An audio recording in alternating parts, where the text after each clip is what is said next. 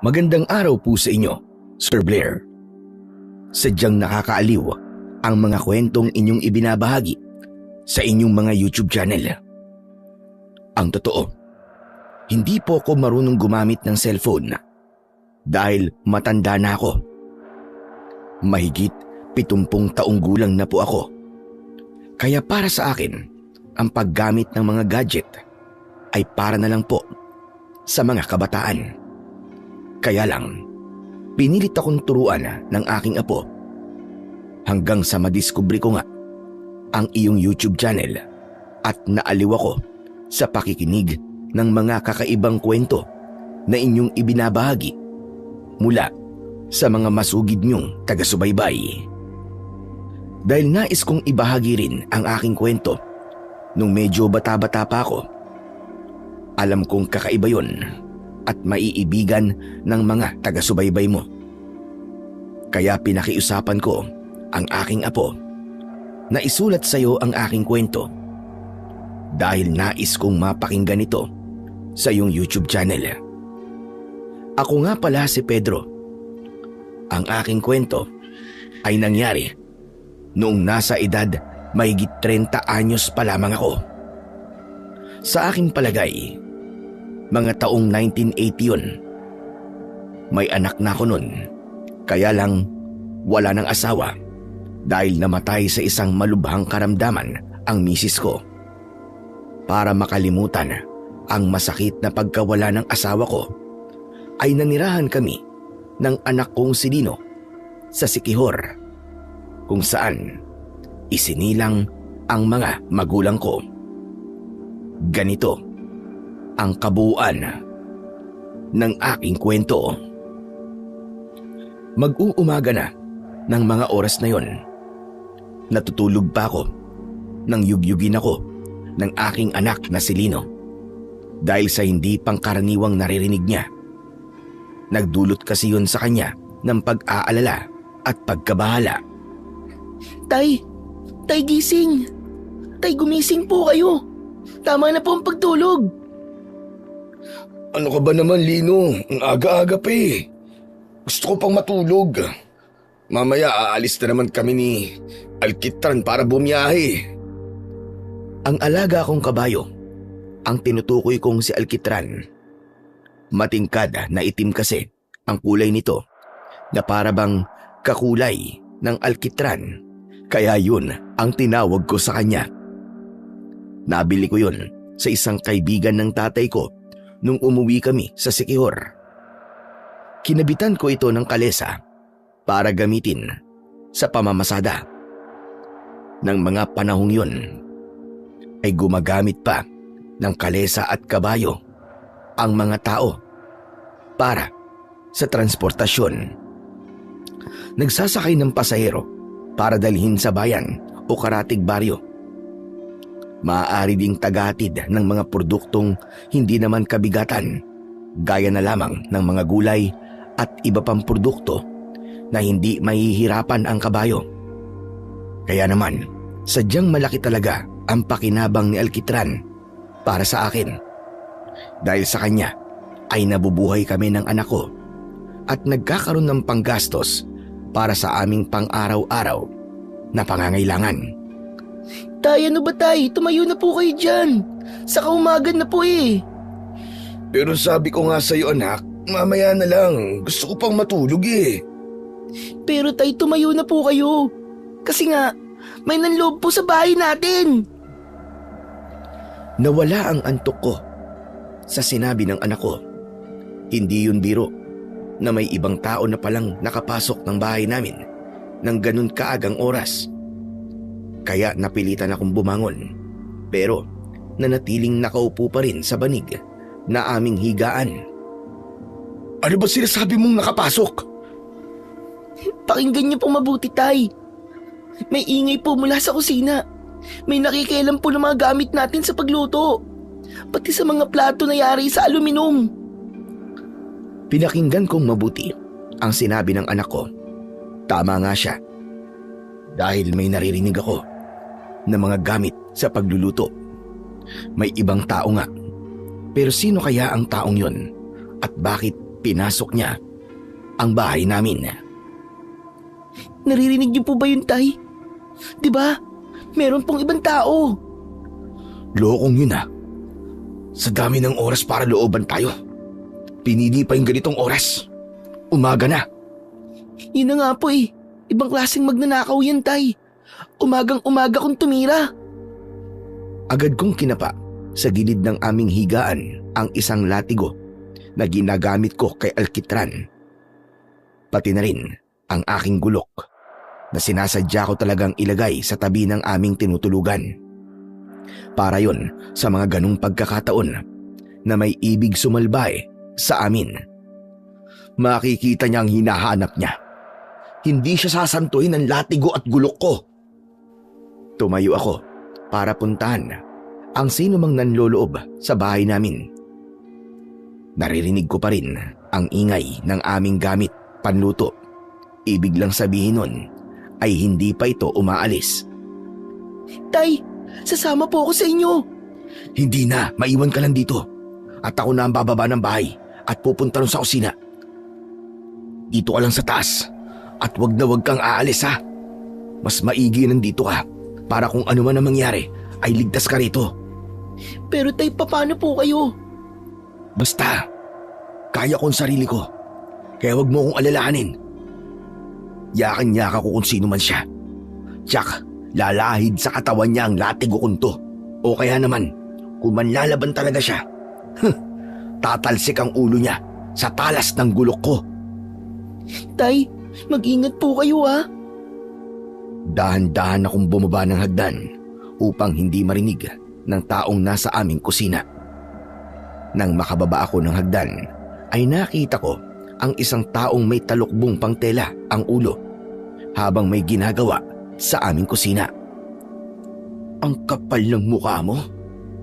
Parang di man lang kinakabahan sa kanyang ginagawang pagdanakaw. Maingat akong lumapit sa kinaroroonan ng taong naroon sa kusina. Nakatalikod dito at tila hindi naramdaman ang aking paglapit. Itinaas ko na ang aking latigo para ito'y hagupitin. Nang biglang lumingon ito at napasigaw sa takot nang makita ko. Ay, Diyos ko po! Wag! Maawa ka! Teka, Helena? Ikaw? Oo, ako nga ito, Pedro. Huwag mo akong sasaktan, maawa ka sa akin. Huwag mo akong lalatiguhin. Teka, bakit nandito ka sa bahay namin? Anong ginagawa mo rito? Ha? Kuwan ipagluluto ko kayo ng almusal. Para paggising nyo ni Lino, ay meron na kayong makakain. Si Helena ay kapitbahay namin. Walang asawa at hindi nagkakalayo ang aming edad. Mula nang manirahan kami ng anak ko sa baryong yun, na kung tawagin ay Baryo Sakdal, ay siya ang una naming naging kaibigan. Mabait at palabati si Helena. Kasama niya sa kanilang tinitirhang kubo ang kanyang lola Barbara. Pero teka lang, Helena, bakit mo naman kami ipagluluto ng almusal? Ha? Kwan, naisip ko lang naman, Pedro. Maaga rin kasi ako nagising kanina. Saka tapos na yung trabaho ko sa bahay. Si Lola Barbara naman, natutulog pa. Kaya nakapag-desisyon akong pumunta dito para ipagluto kayo. Nagawa mo makapasok dito sa kusina? Nakalimutan nyo kasing ikandado ang pintuan ng kusina. Ang plano ko talaga ay tatawagin kita. Kaya lang nakita ko na hindi nakakandado kaya pumasok na ako. Alam mo bang trespassing ang ginawa mong yan? Pumasok ka sa loob ng bahay namin na walang permiso. Ha? Bakit ipapabarangay mo ba ako, Pedro? Naku, wag naman. Ang gusto ko lang ay tumulong sa inyong mag-ama. Saka wala naman akong masamang ginawa. Hindi ako nagnakaw. Ipinagluto ko lang kayo. Maniwala ka sana, Pedro. Ayan nga malapit na maluto yung kanin. Tapos heto, inihahanda ko na tong itlog na ipiprito ko. Hindi naman kita isusumbong sa barangay Talaga? Hindi mo ko ipapakulong sa barangay? Siyempre hindi. Sa isang kondisyon. Ano yun? Kailangan mong tapusin yung niluluto mo. Okay ba yun, Helena? Oo naman, okay na okay. Heto, magpapakulo pa nga ako ng tubig para sa kape mo. Ayos yan. O sige, maiwan muna kita at pupuntahan ko lang si Lino para sabay na kaming kakain. Iniwan ko na si Helena sa kusina. Napapailing na lamang ako sa ginawa niya. Hindi ko alam kung matutuwa ba ako o mag-aalala sa ginagawang pagmamalasakit niya sa amin ng anak ko. Binalikan ko na sa kwarto ang anak kong si Lino. Tay, ano po nangyari? Nabugbog niyo po ba yung magnanakaw? Hindi pala magnanakaw, nak, kundi kusinera. Ho? Kusinera? May kusinerang pumasok dito sa bahay natin? Oo, buti nga hindi ko nagawang saktan eh. Hindi naman pala masamang tao. Eh sino po yung kusinerang sinasabi niyo, Tay? Mabuti pa sumama ka na lang sa akin para makita mo siya.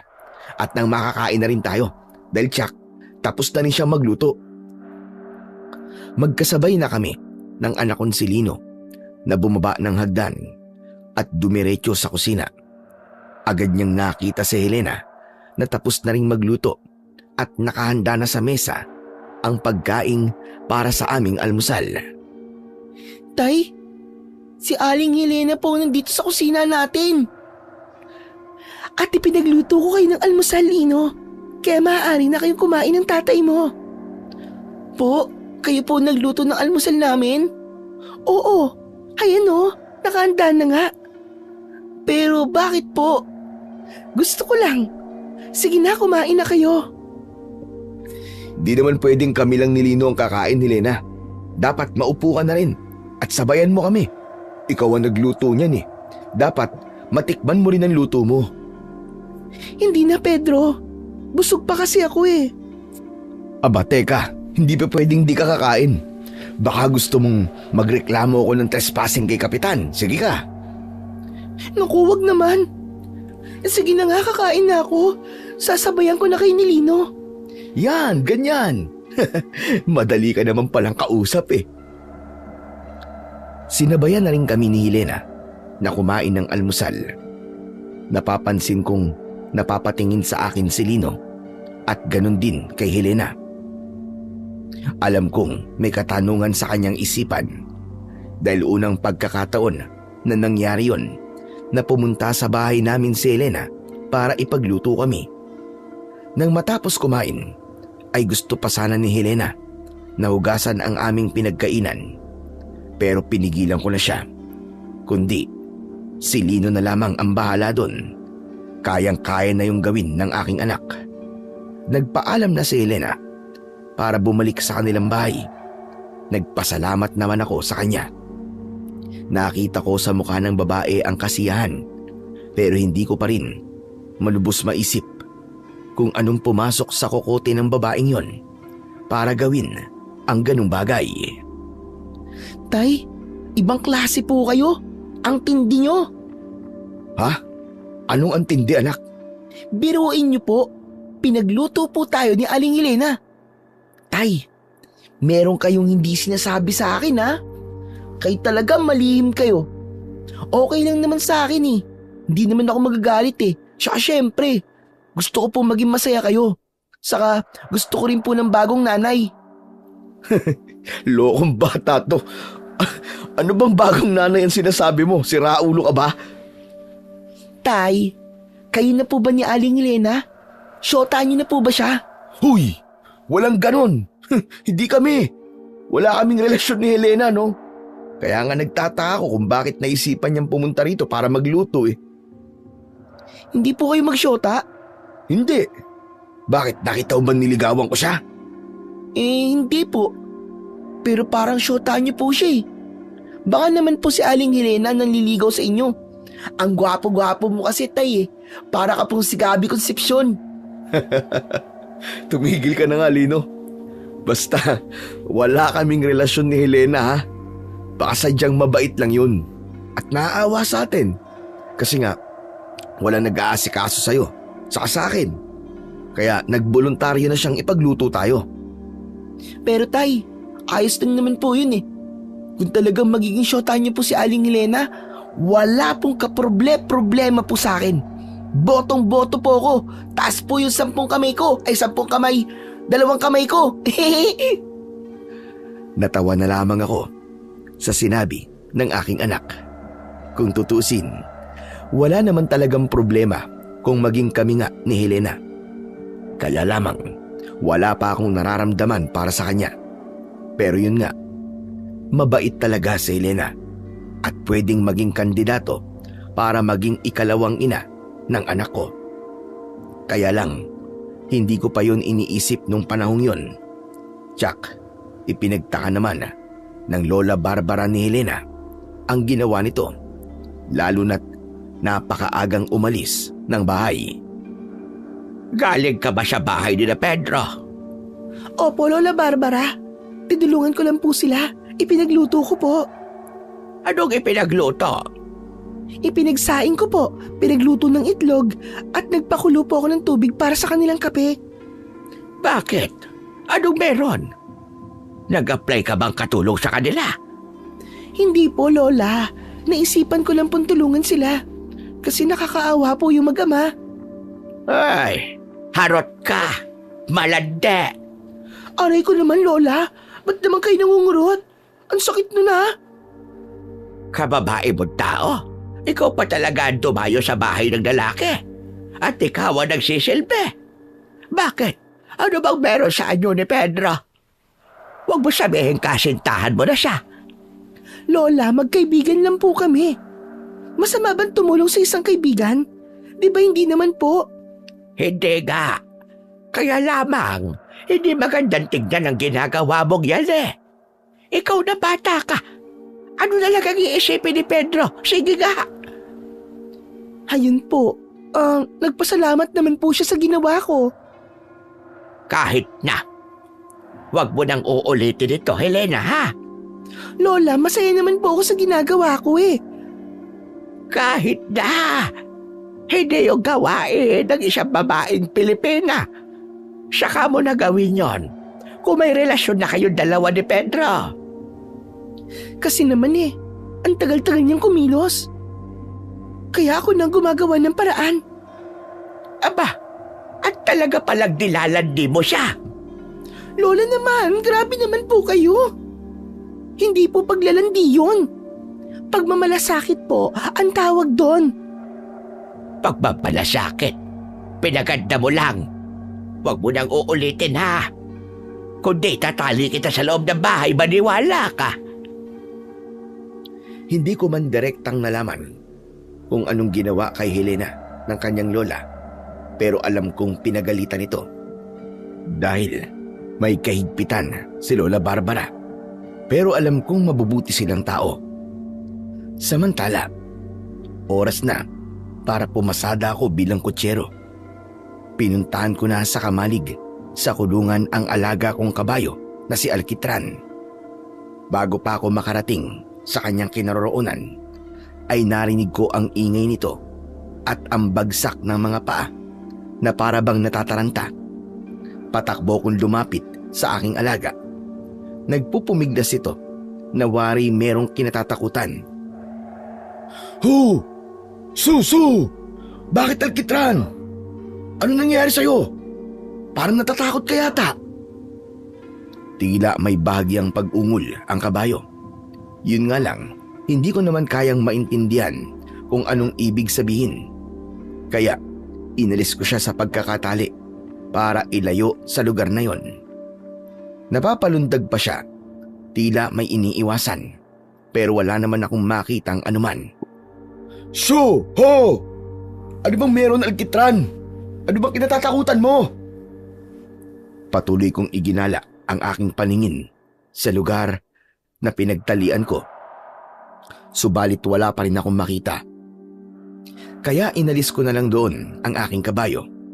Inilagay ko na siya sa kalesa para ihanda na sa aming pamamasada. Tumahimik na si Alkitran nang maipwesto ko na ang kalesa. Sumakay na rin ako sa kalesa para makaalis na kami. Tiyak na may mga nag-aabang ng pasahero para magpahatid patungo sa bayan. Sa mga dinaraanan namin ay may nagiging pasahero ko. Habang nag-uusap sila ay hindi ako makapaniwala sa aking narinig. Dahil ayon sa mga ito ay may pinatay na kotsero.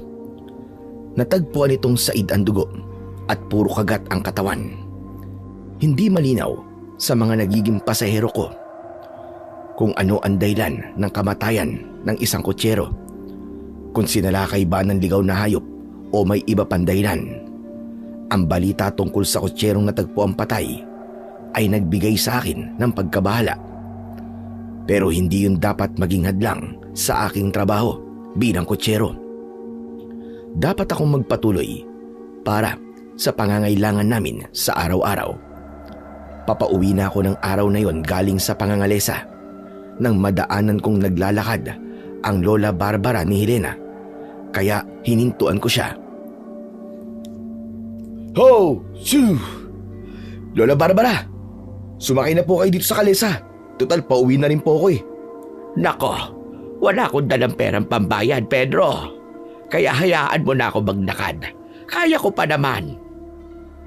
Sumakay na po kayo, Lola. Saka, sino bang may sabi na sisingilin ko po kayo? Libre po ito, Lola. Abay, nakakahiya naman sa iyo. Wala po yun. Saka, magkapit-bahay naman po tayo eh. Sino po ba magtutulungan, di ba? Kundi tayo magkakapit-bahay. Kung sa bagay, tama ka naman dyan. Napilit ko rin na sumakay sa kalesa si Lola Barbara. Habang sakay siya, ay nabuksan niya ang usapan tungkol sa ginawa ni Helena. Humingi siya ng pasensya sa akin. Nakakahiya naman ang ginawa ng apo ko, Pedro. Kaya pagpasensyahan mo na. Wala naman pong ginawang masama si Helena, Lola eh. Tinulungan pa nga po niya kami. Hindi naman kasi maganda yon. Saka naistorbo niya kayo. Baka nga natakot pa kayo dahil bigla siyang pumasok sa bahay niyo. Hindi naman po. Kundi nagtaka lang ako. Pero wala na po yun. Wala kayong dapat ipag-alala. Salamat naman. Kasi nga hiyang-hiya ako sa ginawa niya. Siya nga po pala. Nakarating na po ba sa inyo yung balita? Ano bang balita? May kasamahan kaming kutsero na natagpuan pong patay. Said daw po ang dugo at maraming kalmot at sugat sa katawan. Abay, oo nga. Yan nga pinag-uusapan doon sa pinuntahan ko kanina. Nakakapag-alala talaga yan. At ang sabi nila ay hindi basta hayop ang pumatay kay Estong. Estong daw kasi ang pangalan ng kutsero. Ano raw po ang pumatay? Isang halimaw. Isang uri ng aswang. Aswang po? Meron na po ba ngayong aswang sa Baryo Sakdal? Ang sabi may gumagala na ngayong aswang dito. May ilan nang nakakita. At may kutob silang ang aswang na yoon ang pumatay kay Estong. San daw po ba natagpuan ang bangkay ni Mang Estong? Naku po, Panginoon mahabagin. Bakit po, Lola Barbara? Ano po nangyayari sa inyo? Malapit na tayo. Malapit na tayo sa lugar kung saan natagpuan ang bangkay ni Estong. Sa may mga kawayan. Malapit sa Imbornal. Patuloy sa pagtakbo ang kalesang sinasakyan namin ni Lola Barbara. Kaya lamang nang malapit na ito sa kawayan kung saan yung lugar na sinasabi na natagpuan ang bangkay ni Mang Estong, ay nagkaroon bigla ng problema. Biglang huminto na tila urong-sulong sa paglakad si Alkitran. Ho! Alkitran! Bakit? Anong nangyayari sa'yo? Bakit parang may problema ang kabayo mo, Pedro? Hindi ko nga rin po alam, Lola Barbara eh. Ho! Alkitran! Su! Ayaw niyang lumakad. Parang may kinatatakutan siya. Kaya nga po eh. Alkitran, ano ka ba? Ho! Alkitran! Gumalaw ka na! Pambihira ka namang kabayo ka, oo. Pinalo ko ng 2 beses gamit ang hawak kong latigo ang gawing likuran ng kabayo para magpatuloy sa paglalakad. Napilitang lumakad si Alkitran, pero at tubili ito. Ilang hakbang pa lang nang lumundag at tila nagwala ang kabayo. Ho! Ho! Alkitran! Ano ba, tumigil ka nga? Huwag kang lumundag! Diyos ko po, ano ba nangyayari? Bakit nagwawala ang kabayo mo, Pedro? Ano ba nangyayari sa kanya? Hindi ko nga rin po alam, Lola Barbara. Basta kumapit po kayo mabuti. Baka mahulog kayo sa kalesa eh. Hindi ko alam kung bakit biglang nagwala at nataranta ang alaga kong si Alkitran. Kaya paulit-ulit kong hinagupit ng hawak kong latigo. Tumakbo ito hanggang sa makalampas kami sa may kawayanan. Unti-unti ay kumalma ang kabayo at marahan na lamang itong lumakad na para bang walang nangyari. Ay, salamat sa Diyos at umayos ka rin, Alkitran. Pambihira ka. Mapapahama kami ni Lola Barbara sa ginawa mong kabayo ka eh. Diyos ko po, aatakihin ako sa puso sa ginawa ng kabayo mo, Pedro. Buntik na akong balaglag sa kalesa. Pasensya na po kayo. Di ko rin po talaga alam kung bakit biglang nagdadadamba ang kabayo ko eh. Kumusta po kayo, Lola? Okay lang po ba kayo? Hindi po ba kayo nasaktan? Ayos naman ako. Kaya lang parang tinatambol pa rin ang dibdib ko hanggang ngayon. Pahama kasi itong si Alkitran eh. Nagwala siya doon sa lugar na sinabi ko na kung saan natagpuan yung kutserong pinatay. Yun nga po eh. Ano kayang meron doon, no? Para bang may ibang naramdaman doon si Alkitran na dahilan ng bigla niyang pagwawala. Naging palaisipan din sa akin ang nangyaring yun sa aking kabayo. Naihatid ko na si Lola Barbara sa kanila, pero alam kong bitbit pa rin niya ang matinding kaba. Nag-uumpisa ng dumilim nang marating ko ang bahay namin. Kaya lang, wala roon ang anak kong si Lino. San kaya nagpuntang batang yun? Kumakagat ng dilim, di pa umuuwi ng bahay. Inasikaso ko na ang pagluluto. Maya-maya pa ay narinig ko na ang mga yabag, saka may biglang pagsara ng pinto ng aming bahay. Alam kong si Lino yon, kaya lamang bakit kaya tila nagmamadali. Kaya iniwan ko saglit ang niluluto ko at pinuntahan siya. O ano ba nangyayari sa'yo, Lino? At tumahangos ka? Tay, may umahabol po sa akin. Na ano? Ibong itim po. Paniki? Hindi tay, hindi paniki. Kundi ibong itim na parang uwak. Bakit kayo nahabol? Hindi ko nga po alam tay eh. Natakot ako kaya binilisan ko po ang takbo ko. Para kasi gusto niya akong atakihin. Buti na lang po mabilis talaga akong tumakbo. Kanina nagwala si Alkitran na parang may kinatatakutan. Ngayon naman, may kung anong ibong itim ang humahabol sa'yo. Ano ba nangyayari dito sa baryo natin? Parang may kakaiba. Narinig ko nga po kanina tay, yung usapan ng mga tambay dun sa tindahan ni Mang Bianong. Ang sabi, napasok na raw po ng masamang nilalang ang baryo natin. Anong masamang nilalang? Gaya po ng aswang. Nakakatakot po yun tay. Delikado po tayo sa aswang. Dapat siguro mag-ipon tayo ng bawang at asin para meron po tayong magagamit na pangontra. Natahimik ako sa sinabi na yon ni Lino. Maging ang anak ko ay alam na rin ang tungkol sa aswang na nagpapakita sa baryo. Gusto ko sanang wag niyang malaman ang tungkol doon dahil alam kong maghahatid lang yon sa anak ko ng takot. Kaya lang wala na, alam na niya. Hindi ko na yon mababawi pa. Kaya ikaw anak, dapat kapag lalabas ka ng bahay mag-iingat ka palagi ha. Mahirap na. Hindi na ligtas ang panahon ngayon. Marami nang nangyayaring hindi pangkaraniwan. Paano po kung isang araw bigla na lang salakayin ng mga aswang ang baryo natin, tay? Naku po, anong gagawin po natin? Paano po ba natin lalabanan ng mga aswang na yon? Saka na lang siguro natin isipin yun anak pag nangyari na. Pero tay, napasok na po ng aswang ang baryo sakdal. Pero mas kailangan natin problemahin ay ang panlaman natin sa kumakalam natin sikmura. Hindi tayo maaaring magpatakot sa mga aswang-aswang na yan at madlangan ang pagiging kutsero ko. Kundi wala tayong kakainin. Yun naman talaga ang katotohanan. Dapat paghandaan kung magpapatuloy ang pananakot at pagsalakay ng aswang na nagpapasimula ng magparamdam sa Baryo Sakdal.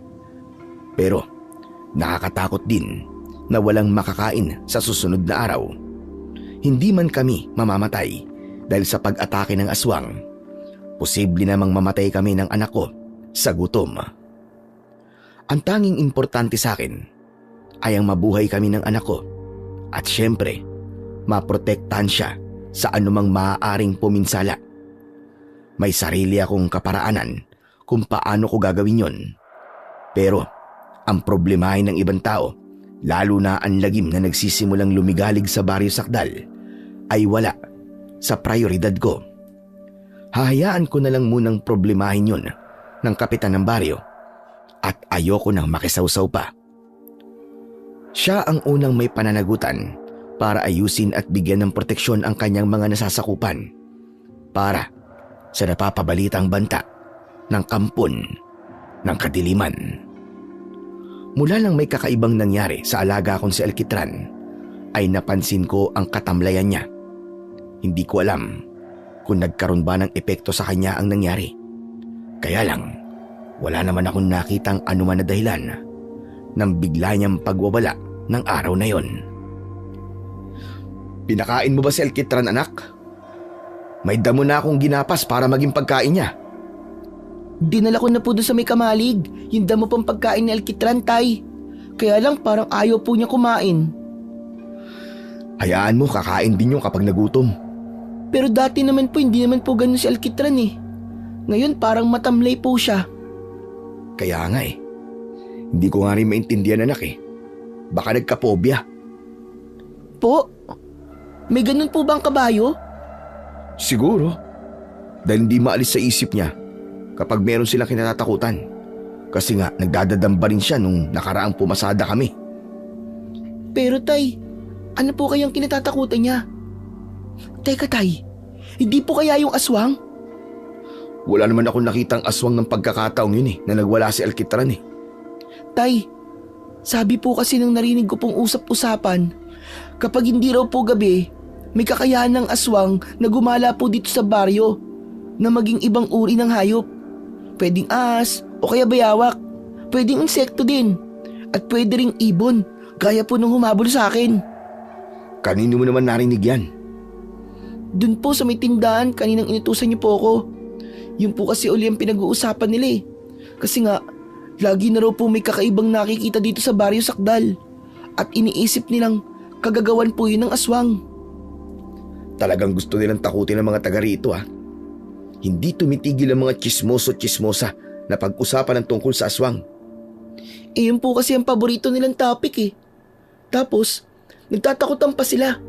Kaya pati mga batang makakarinig, natatakot na rin po. Ikaw ba? Natatakot ka na din? Konti lang po. Saka sabi niyo nga po, di ba? Huwag akong basta matakot. At saka, di niyo naman po ako pababayaan eh. Oo naman. Dadalawa na nga lang tayo eh. Kaya gagawin ko ang lahat para protektahan ka, anak. Maghapon pa rin akong nangalesa ng araw na yon. Kahit napapansin kong nanghihina ang alaga kong si Alkitran, ay nagamit ko pa rin siya para maghatid ng pasahero sa bayan.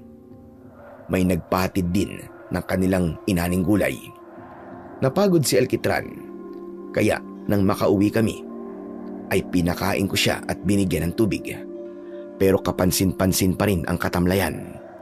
Hindi maaaring magpatuloy sa pananamlay ang alaga ko. Delikado kapag tuluyang nagkasakit, lalo na't sa kanya lang kami umaasa para sa aming pang-araw-araw na kailangan.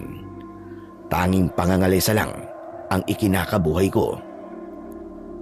Napapaisip tuloy ako na baka nga totoo yung narinig ng anak ko tungkol sa aswang na may kakayahang magbago ang anyo at nagiging ibang hayop o insekto ang aswang.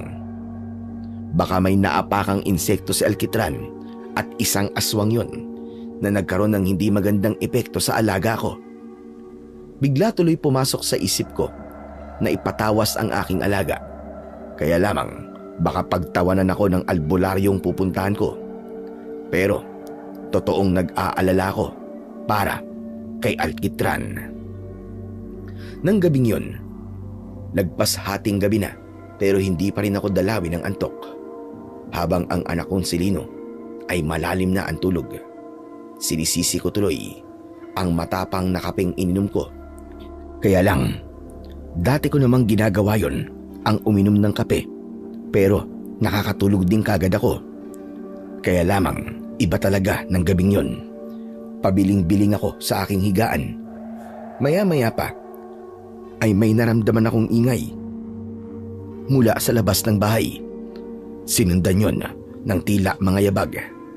Yari lang sa kawayan ang sahig ng aming bahay, kaya maaaring marinig at maramdaman ang mga ingay at kaluskos mula sa labas.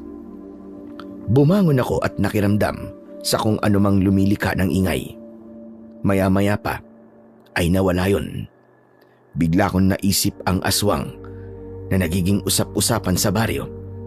Baka pumupunta ito sa iba't ibang bahay at humahanap ng mabibiktima. Kasama na ang bahay ko. Tumayo ako sa pagkakaupo, sabay hawak sa gulok na laging nakatabi sa akin. Sige lang, kung talagang aswang ka, matatagpasan kita ng leeg halibaw ka. Hindi ka sasantuin ng aking matalas na gulok. Patuloy akong nakiramdam ng susunod na mangyayari. Saglit na namayani ang katahimikan. Inakala kong wala na akong maririnig na ingay dahil nawala ang mga yabag at kaluskos. Ibinalik ko na ang aking gulok sa tabi ng higaan. Akmang hihinga na ako nang marinig ko ang malakas na tunog ni Alkitran. Si Alkitran yun na! Nag-ingay! May nangyayari sa kanya! Muli kong kinuha ang aking gulok, sabay baba ng hagdan papunta sa pintuan. Halos liparin ko ang daan patungo sa kamalig na kinaroroonan ng alaga kong kabayo. Inabutan ko na nagwawala at dumadamba si Alkitran at muli ay may kinatatakutan, katulad ng nangyari sa kanya nang sakay ko si Lola Barbara. Ho! Alkitran, ano ba nangyayari sa'yo? Ano ba kinatatakutan mo? Ho! Ho! Alkitran, tumigil ka! Tama na! Pero tila walang naririnig ang aking kabayo. Hindi niya ako pinapansin. Kung sino ka mang kinatatakutan ng alaga ko, magpakita ka! Akala mo yata natatakot ako sa'yo, ha? Sige lang! Magpakita ka sa akin at tatanggalan talaga kita ng ulo. Pagpipira-pirasuhin ko ang katawan mo. Sige! Lumabas ka! Magpakita ka! Nasaan ka? Huwag kang magtago! Hawak ko ng mga pagkakataong yun ang aking gulok at nakahanda ako para sa pagpapakita ng anumang nilalang na kinatatakutan ni Alkitran. Saglit na katahimikan ang namayani dahil maging ang alaga kong kabayo ay kumalma at tumahimik. Maya-maya pa ay biglang may tumalon na palaka na hindi ko napansin kung saan galing. Humalinghing at napalundag si Alkitran. Hindi ko akalain na matatakotin pala siya sa palaka. Kaya lang, parang hindi ako makapaniwala na palaka ang kanyang kinatatakutan. Matagal nang merong palaka sa kamalig na pinagtatalian ko sa kanya. Pero tila yun ang unang pagkakataon na nataranta siya. Kaya ramdam kong may iba pang dahilan. Hindi ang palakang nakita ko roon ang rason ng biglang pagwawala ng alaga kong kabayo. Hinawakan ko si Alkitran at hinaplos-saplos ang gawing uluhan niya para tuluyang kumalma. Maya-maya pa ay may naramdaman akong bagay na pumagaspas at lumipad pa itaas. Huli na para tignan ko pa yon, kaya hindi ko alam kung ano ba ang bagay na lumipad. Napaisip ako na hindi kaya aswang yon at siya rin kinatatakutan ng alaga ko. Bagay na nagpagulo sa isipan ko, lalo na't wala akong makuwang tamang kasagutan. Kaya lang, malakas ang kutob ko. Malamang, aswang ngayon na nagtatago lamang. Sinarili ko na lamang ang tungkol sa naramdaman kong yun. Hindi ko na kailangang ipaalam pa kung kanino. Basta ang alam ko mas kailangan kong mag-ingat. Kaya nang sumunod na araw, bago ko umalis ng bahay para muling mangalesa, ay isinama ko si Lino. Nag-aalala ko para sa aking anak dahil sa mga hindi pangkaraniwang nangyayari. Isasama niyo po ako sa pangangalesa, Tay. Pupunta po tayo ng bayan. Ako lang, Lino. Ikaw, iiwan ko muna kina Helena. Ha? Bakit po, Tay? Anong gagawin ko ron? Saka nakakahiya naman po sa kanya. Hindi kasi ako mapapalagay kung nag-iisa ka lang dito, anak eh. Kaya ibibilin muna kita kay Helena. Kapag darong ka sa kanila, huwag kang magiging malikot doon, ha? Dapat isama niyo na lang po ako eh.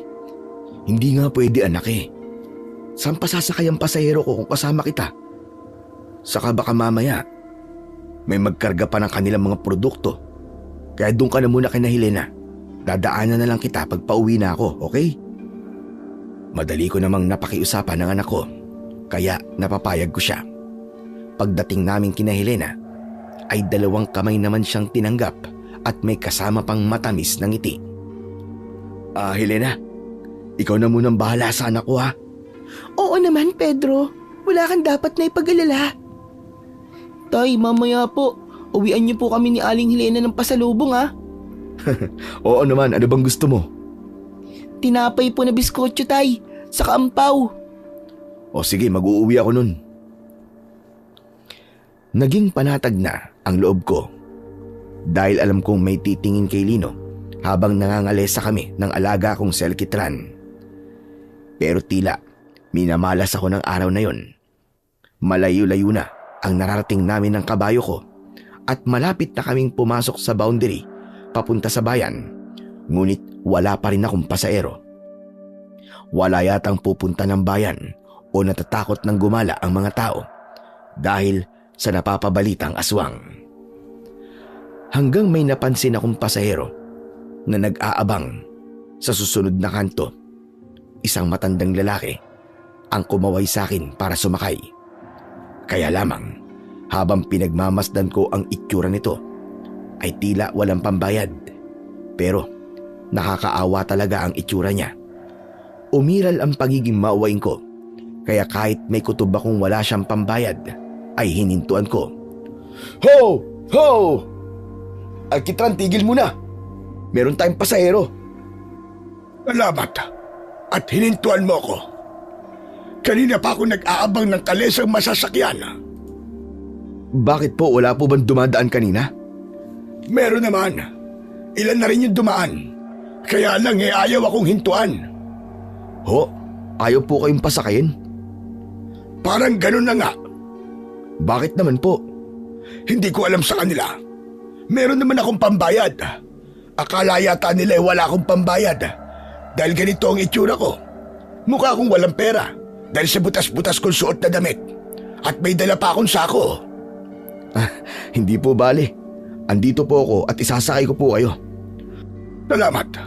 Maraming salamat talaga sa iyo, Amang.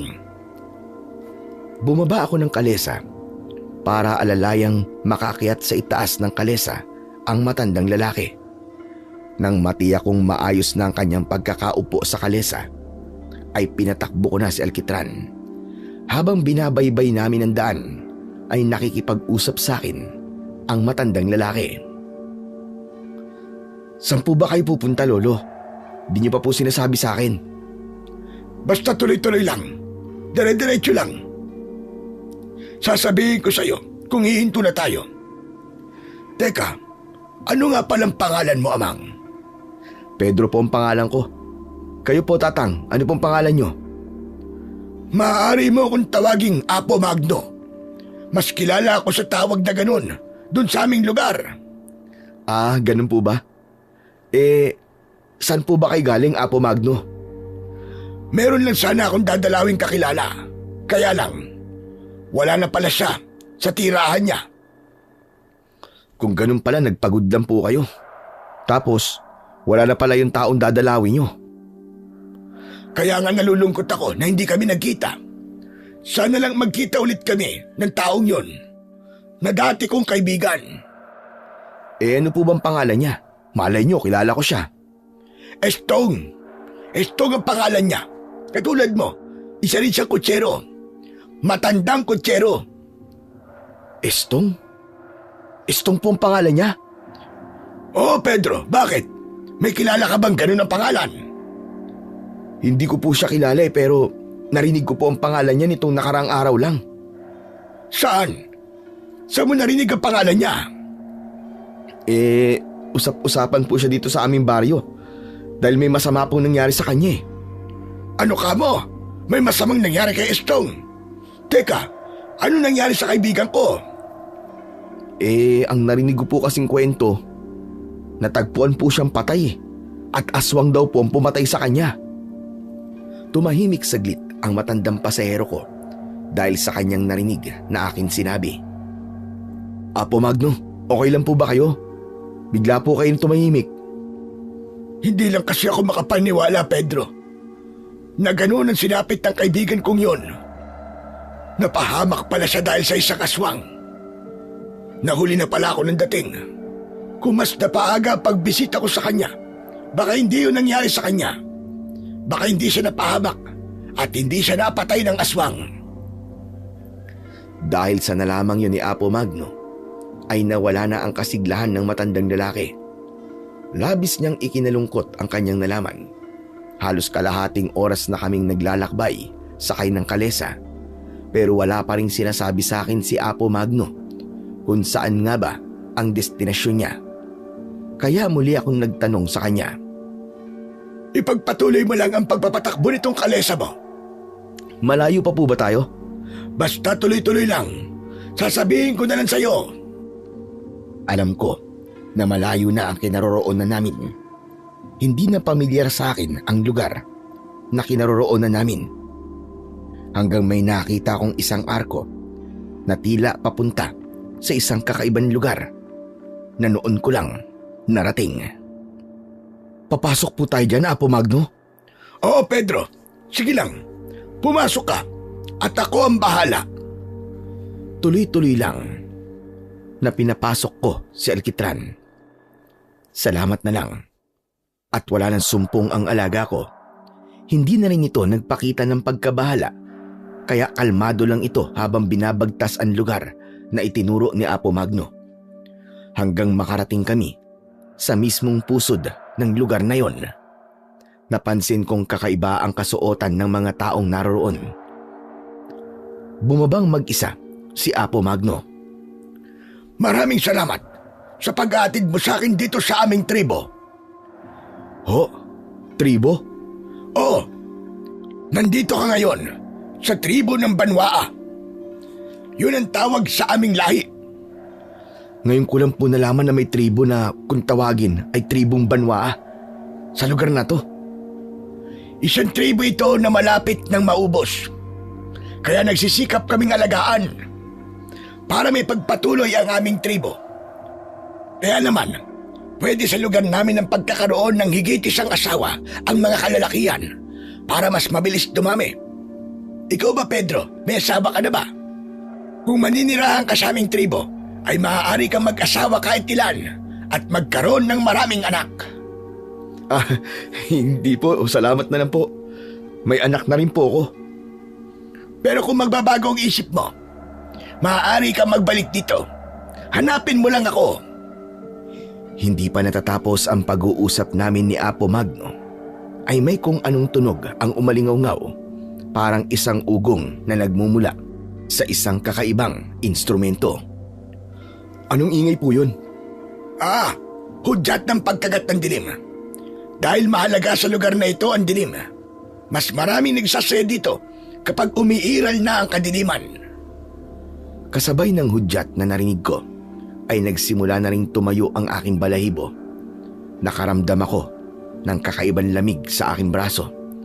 Napansin ko rin ang paulit-ulit na paghakbang ni Alkitran na parabang nababahala ito. Kaya bago pa magwala si Alkitran, ay nagpaalam na ako kay Apo Magno. Gaya ng sinabi niya kanina, ay kaya naman niyang magbayad. May iniabot siya sa aking nakabalunbon na perang papel. Bibilangin ko sana, pero pinigilan ako ng matandang lalaki. Huwag na, hindi mo na kailangan bilangin. Higit pa yan sa halagang dapat mong singilin. Kaya dinagdagan ko na yan. Dahil ramdam kong malaki-laki nga ang halagang ibinayad ng matanda, kaya inilagay ko na lang yon sa isang maliit na bag na nakasabit sa aking bewang. Saka inutusan ko na si Alkitran para umalis na kami. Agad namang sumunod ang alaga kong kabayo nang bahagya kong hatawin ang kanyang tagiliran gamit ang latigo. Hindi ko mawari pero may kakaibang kaba at nanunuot ang kilabot sa katawan ko habang nananatili ako sa lugar na yon. Kaya kailangan ko nang umalis.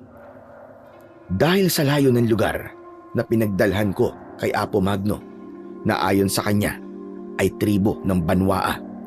Mag-aalas 12 na ng gabi nang ako'y makauwi. Pero dinaanan ko muna si Lino kay Helena. Ginabi ka yata ng gusto, Pedro. Oo nga, Helena. Pasensya na ha. Masyado na kitang naabala. Wala yun. Ayos lang yun, Pedro. O siya, halika na anak. Uwi na tayo.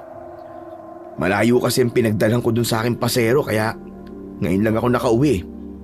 Akala ko nga po tay, hindi na po kayo uuwi o kaya bukas na. Kasi gabi na po at wala pa kayo. Hindi naman pwede yun anak. Dahil alam ko mag-aalala ka. O sige na. Magpasalamat ka na kay Ate Helena mo. Salamat po, Aling Helena. Kahit nagtagal po si tatay. Okay lang po kasi naaliw po ako sa mga kwento po niyo sa akin. Salamat naman at nagustuhan mo, Lino. Marami pa akong ikikwento sa'yo sa susunod. Talaga po? Tungkol pa rin po ba sa mga kapre at tikbalang? Oo, pati tungkol sa mga diwende at sirena. Gusto mo ba yun? Opo, ayos po yun. Mukhang okay naman pala ang pag-iwan ko sa'yo dito anak eh. Naaliw kang kasama si Helena. Ako man, Pedro. Naaliw din ako sa pagkikwento ko kay Lino. Sana sa susunod, ikaw naman ang makakwentuhan ko. Oo nga po, Tay. Mabait po si Aling Helena. Alam ko naman yun, Lino eh. O siya, sige na, Helena. Tutuloy na muna kami ha. Ang Lola Barbara nga pala, nasan? Kanina pa natutulog. Maaga kasing matulog yun eh. Pagdilim ng paligid, aba, inaantok na kagad.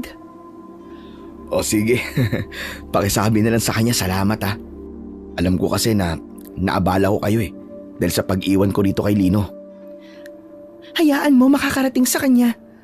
At yung pag-iwan mo naman kay Lino dito sa bahay, naku, wala yun. Napakaliit na bagay. Abot-abot ang pasasalamat ko kay Helena sa pag-aalaga niya kay Lino. Nang nasa bahay na kami ng anak ko, ay ibinigay ko sa kanya ang bili niyang pasalubong. Hindi ko yun nakalimutang bilhin dahil tiyak hahanapin yun ng anak ko.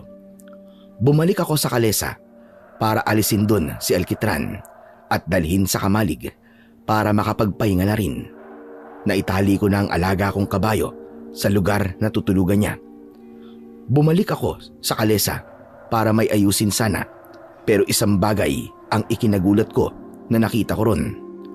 Naiwan sa loob ng kalesa ang sako na dala ni Apo Magno. Dinampot ko yun at pinakiramdaman kung anong laman. Hinawakan ko at pinisil ang laman ng sako. Matigas ang bagay na nasa loob ng sako. Ano kayang laman nito? Naiwan ba to ni Apo Magno o sadyang iniwan? Nakabuhol ang sako kaya kailangan kong kalagin para malaman kung anong laman. Hindi naman mahigpit ang pagkakabuhol ng tali kaya agad ko yung nakalag.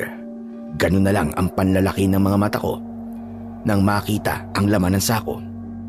Mga lumang gamit yun na yari sa tanso. Sa palagay ko, mga antigong gamit na palamuti sa katawan ng isang pinuno ng tribo. May para sa leeg, sa braso, sa tenga at sa paa. Mga sinaunang bracelet na ang pagkakayari ay para bang makikita lang sa mga museum. Meron ding dalawang klase ng punyal na sa tingin ko gamit ng katutubo at ilang bagay pa. Mukhang mahalagang gamit ang mga to ah. At siya kailangan to ni Apo Magno.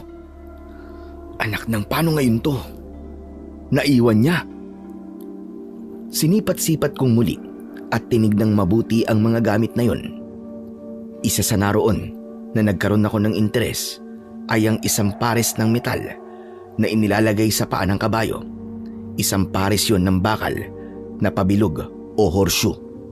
Ginagawa itong patibong sa paa ng kabayo para sa matitigas na daan o matutulis na bagay. Sa akin na lang to. Ikakabit ko to bukas kay Alkitran. Pero itong ibang mga antigong bagay na to ay kailangan maibalik ko kay Apo Magno. Siguro naman ay okay lang sa kanya na ibigay na sa akin ang sapatos ng kabayo kapalit ng pagbabalik ko nitong ibang mga gamit niya. Nakaramdam na ako ng pagod at kailangan ko na munang magpahinga. Bukas ko na lang ikakabit ang sapatos na bakal para kay Alkitran. Masyado na kasing manipis ang horseshoe sa kanyang unang paa at kailangan ng palitan. Napasarap ang tulog ko ng gabing yon dahil na rin siguro sa pagod. Subalit ginising ako ng anak kong si Lino na labis ang pag-aalala. Sunod-sunod ang tapik niya sa tagiliran ko. Tay gising po kayo. Tay, gising. Bakit pa nangiistorbo ka, Lino? Kailangan ko pa matulog eh. Kung nagugutom ka, may tinapay naman dyan at maaari mo maging almusal yun. Sige na. Tay, hindi naman po ako nagugutom eh. Kaya po kita ginigising dahil kay Alkitran. Naroon sa kamalig si Alkitran. Andun, nakatali. Yun na nga po, tay eh. Wala po dun sa kamalig si Alkitran. Dahil sa sinabing yun ni Lino, ay nawala ang antok ko at bigla kong napabangon. Hindi ako makapaniwala sa sinabi ng anak ko. Ano? Ano ba sinasabi mong wala si Alkitran? Yun nga po, tay. Wala po sa pagkakatali niya ron si Alkitran. Imposible yun. Paano mawawala rin si Alkitran? Maayos ang pagkakatali ko sa kanya kagabi. Hindi agad ako makapaniwala sa sinabi ni Lino. Kaya bumangon na ako para tiyakin kung talaga nga bang nawawala ang alaga ko. Yun nga, wala nga sa kamalig si Alkitran. Ang nakapagtataka ay naiwan doon ang kanyang tali. Tinignan ko ang ginamit kong pantali.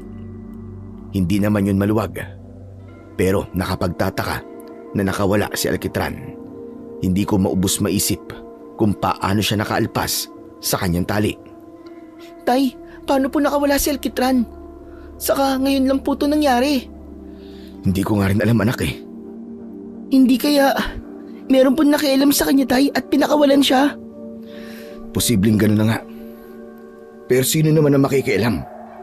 Matagal na tayong nakatira dito pero ni minsan ay wala namang nakikialam kapag iniiwan natin si Alkitran. Oo nga po, tay eh. Sa halip na isipin natin kung paano o sino nagpakawala sa kanya, maigi pa. Hanapin na lang natin si Alkitran. Opo, tay. Tutulong po ako sa paghanap. Nawawala man si Alkitran, ay hindi naman ako gaanong kinakabahan dahil pakiramdam ko'y hindi lumayo ang alaga kong kabayo. Kaya nagpunta na lang kami sa kakauyan na posibleng pinuntahan ng aking alaga. Nakasalubong pa namin ang Lola Barbara ni Helena sa paghahanap namin kay Alkitran. Ang aga nyo namang mag-ama. Siya ba ang punta ninyo? Hahanapin po namin si Alkitran, Lola Barbara. Ano ka mo? Nawawala ang alaga niyong kabayo. Opo, Lola, ganun na nga po. Paano ang pangangalesa mo niyan? Importante sa'yo ang kabayo mo dahil ginagamit mo siya sa trabaho mo. Kaya nga po kailangan makita namin siya kagad. Alam mo, Pedro, iba ang pakiramdam ko. Saan po? Diyan sa alaga mo. Di kaya may kung anong nangyayari sa kanya na hindi mo alam. Teka, ano pong ibig niyo sabihin, Lola Barbara? Hindi nga ba nung pinasakay mo ako, bigla siyang nagtatatalon at nagwala siya, hindi ba ipaliwanag na dahilan? Tapos ngayon naman ay nawawala naman siya. Baka may kung anong nangyayari sa kanya. O may kinalaman yung mga pagpapakita ng mga kakatwang nila lang. Gaya na lamang nung napapabalitang aswang. Hindi naman po siguro. Wala naman po sigurong kinalaman sa mga aswang ang nangyari ngayon kay Alkitran. Sana nga.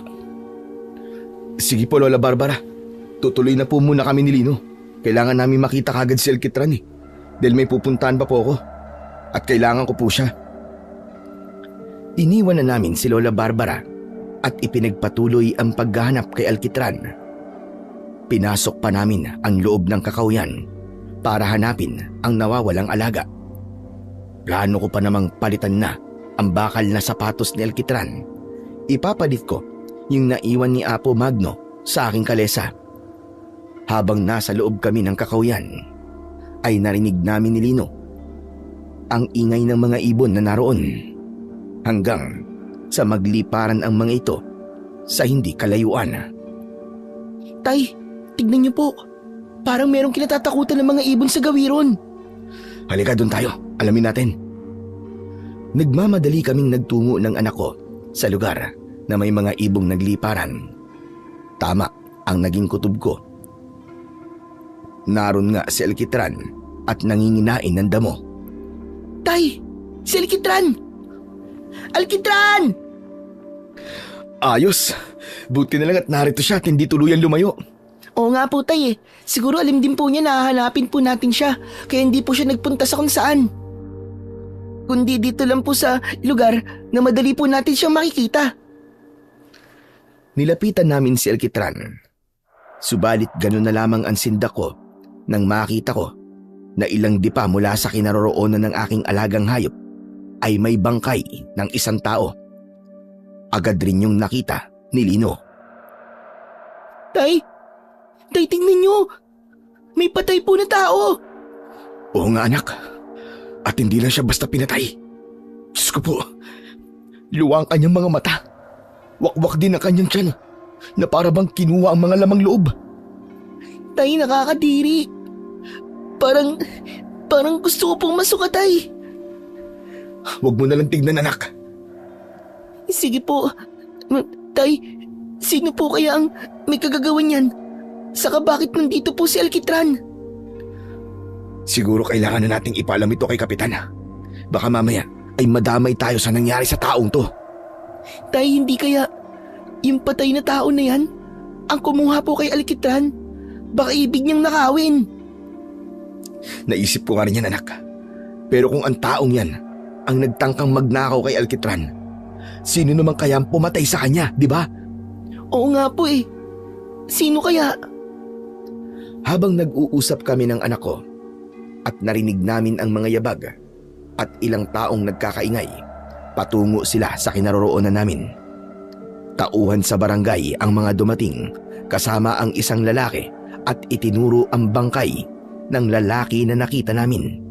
Nagtataka sila kung bakit naroon kami ng anak ko, kaya ipinaliwanag na lang namin na hinanap namin ang aming alagang kabayo at doon namin natagpuan. Napag-alaman ko na ang lalaking kasama ng mga tauhan ng barangay ay siya palang unang nakakita sa bangkay. Nagkataon lang na nang makabalik siya kasama ang mga taga-barangay ay naroon na kami ni Lino. Kaya maliwanag sa kwento ng lalaki na wala kaming kinalaman sa namatay na yon. Nauna na kaming umuwi. Mahirap nang madamay pa. Sila na ang bahala sa bangkay ng taong nasa kakauyan. Pero nananatiling palaisipan sa akin kung bakit nasa lugar na yon ang kabayong alaga ko. Hindi man naging maganda ang araw na yon dahil nga sa bangkay ng lalaki sa kakauyan ay lubos pa rin akong nagpapasalamat na natagpuan kagad si Alkitran. Palagay ko may kinalaman ang napapabalitang aswang sa pangyayaring yon. Inakay ko na lang si Alkitran hanggang sa makauwi kami sa bahay. Itinali ko muna siya para kunin ang horseshoe na ipapalit ko. Dahil ang plano ko din sa araw na yon ay ang bumalik sa lugar ni Apo Magno sa tribo Banwaa na pinanggalingan ko kahapon. Nais kong ibalik ang sako na may lamang mga lumang gamit na tila mahalaga kay Apo Magno at sa buong tribo niya. Sinikap kong tapusin ang pagpapalit ng sapatos na bakal sa aking alagang kabayo. Nang matapos ko yung palitan, ay naghanda na ako para bumalik sa lugar ni na Apo Magno at napagpasyahan kong isama ang aking anak. Talaga po, Tay? Isasama niyo po ako? Oo, Lino. Kaya magdala ka ng tubig at yung tinapay para may pagkain ka kapag nagutom tayo sa paglalakbay. Sige po, Tay. Saka magdadala na rin po ako ng pamalit kong damit. O sige, ikaw nang bahala ha. Igayak mo na yung mga kailangan mong dalhin dahil pagkatapos nating mananghalian, lalarga na tayo. Masayang pumasok ng bahay si Lino para ihanda ang kanyang mga dadalhin. Ako naman ay pinakain ko muna si Alkitran pagkatapos kong palitan ng horseshoe ang dalawang paa niya sa unahan. Nang makapananghalian na kami, ay sinimulan na namin ng anak ko ang pagpunta sa aming destinasyon, sakay ng kalesa na hila ni Alkitran. Umabot din ng halos 4 na oras ang aming naging paglalakbay hanggang sa makarating kami sa lugar ni Apo Magno. Subalit hindi namin dinatdan doon si Apo Magno, kundi ibang tao ang sumalubong sa amin. Anong kailangan nyo dito? Sa aming tribo? Gusto ko sana makausap po ang isang kaibigan. Si Apo Magno. Ay mahalaga pa siyang gampanin. Hindi pa maaaring abalahin. Sino ba sila? Ako po si Pedro. At ito naman pong kasama ko ay ang anak kong si Lino. Maligayang pagdating dito sa aming lugar. Maraming salamat po. Maaari ko po bang malaman kung sino po sila? Ako si Lakhan Dumagit, ang pinuno dito sa tribo Banwa. At si Apo Magno na hinahanap mo ay siyang aming tagapayo. Sa ngayon, meron lamang siyang kausap at may inaayos na gusot sa ilang katribo. Makakapaghintay naman po kami. Sumunod kayong dalawa sa akin para makapagpahinga kayo. Pero ito pong kalesa ko at ang alaga kong kabayo. Hindi yan mawawala. Kaya maaari mo yung iwan sa lugar na yan. Kaya wala kang dapat na ikabahala. Naging palagay ang loob ko, kaya sumama kami ni Lino kay Lakhan Dumagit. Isinama niya kami sa isang kubo. Dumito muna kayo. Mamaya lang ay pupuntahan kayo dito ni Apo Magno. Maraming salamat po sa inyo, Lakhan Dumagit. Magpapadala ako ng pagkain na. Alam kong mahaba ang inyong naging paglalakbay at nagugutom na kayo. Iniwan na kami ni Lakhan Dumagit. Maya-maya lamang ay may mga dumating na 2 babaeng katribo nila na may dalang sariwang prutas at inihaw na karne. Ibinigay nila yon sa amin at agad na ring umalis. Mabango at masarap ang inihaw na karne. May kaning tinta din na kasama. Masarap ang inihanda nilang pagkain, pati na rin ang sariwang prutas. Kaya lamang, nang tapos na kaming kumain, ay biglang may dumating na mga kalalakihan. May dala silang mga kahoy na aking ipinagtaka.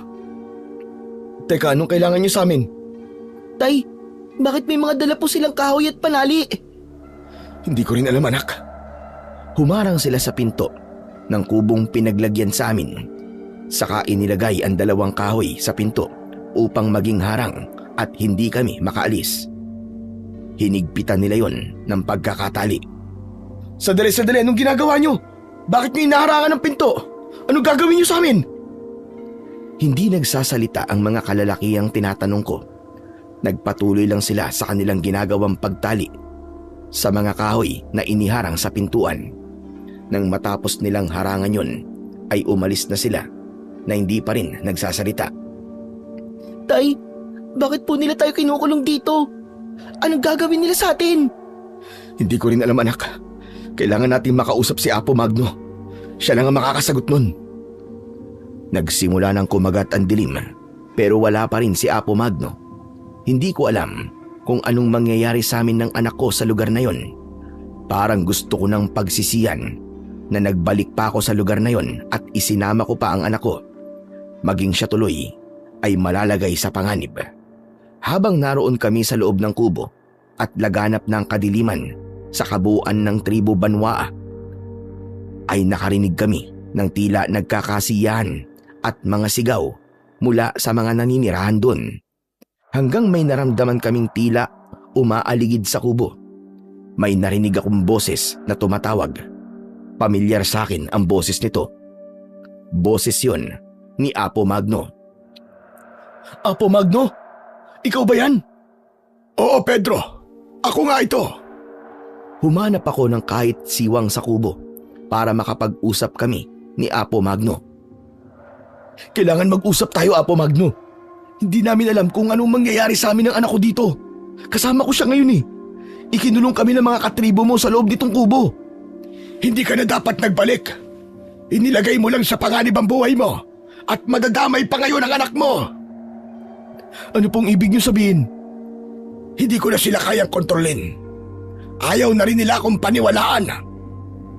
Teka, hindi ko po kayo maintindihan, Apo Magno. Ano bang nangyayari dito sa tribo Banwa? Tuluyan nang nagpailalim sa kadiliman. Ang kanilang pinuno na sila kan dumagit. Pinanindigan na niya ang pagiging masamang aswang. Ho? Mga aswang po sila? Oo, mga isinumpa. Kaya lumayo sila at bumuo ng tribo sa lugar na ito.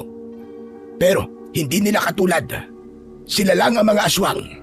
Dati nakokontrol ko pa ang kanilang ginagawang pag-asik ng lagim.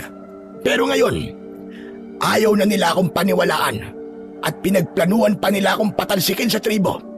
Malamang, pinagpaplanuhan na rin nila akong patayin.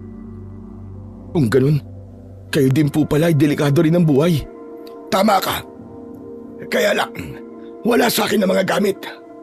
Yun sana ang makakatulong sa akin para maging proteksyon ko sa masamang gagawin nila kan dumagit.